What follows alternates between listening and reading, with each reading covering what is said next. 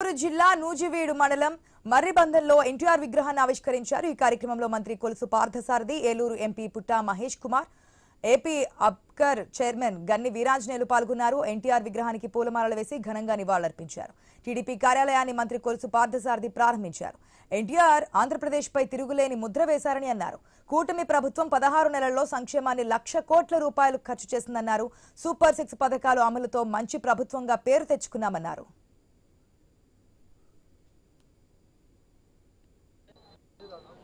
ఏ రాష్ట్రంలో జరగని విధంగా ఆంధ్రప్రదేశ్లో కూటమి ప్రభుత్వం ఆధ్వర్యంలో చంద్రబాబు నాయుడు గారి నాయకత్వంలో అభివృద్ధి జరుగుతుందని చెప్పేసి మనం చేస్తా ఉన్నాం।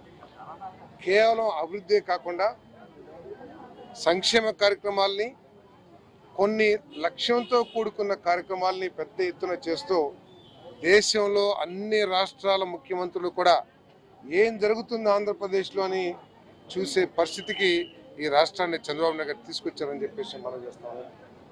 ఒక పక్క రాత్రింబవళ్ళు చంద్రబాబు నాయుడు గారు కానివ్వండి, లోకేష్ గారు కానివ్వండి, పవన్ కళ్యాణ్ గారు కానివ్వండి, మోడీ గారి సహకారంతో కష్టపడి పనిచేస్తూ ఉంటే గోబెల్స్ ప్రచారం ఒకటి వైఎస్ఆర్ కాంగ్రెస్ పార్టీ, ఆ పార్టీ అధ్యక్షుడు, ఆ పార్టీ నాయకులు చేస్తా ఉన్నారు। ఏ రాష్ట్రం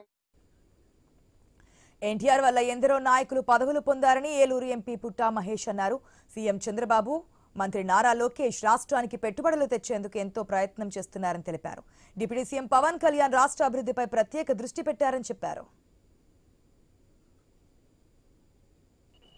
డే అండ్ నైట్ కష్టపడుతున్నారు। మన రాష్ట్రాన్ని ఎట్లా అభివృద్ధి చేయాలి, ఇవాళ మనకి ఉండే అప్పుల్ని ఎలా తీర్చాలి, ఇండస్ట్రీస్ వస్తే కానీ మన అప్పులన్నీ కూడా తీరవు। అలాగే ఇవాళ మీరు చూస్తే ఇవాళ గూగుల్ ఎప్పుడు ఏ దేశంలో లేని అంత పెద్ద ఇన్వెస్ట్మెంట్ ఇవాళ గూగుల్ మన దేశంలో, మన రాష్ట్రంలో పెట్టడం జరిగింది।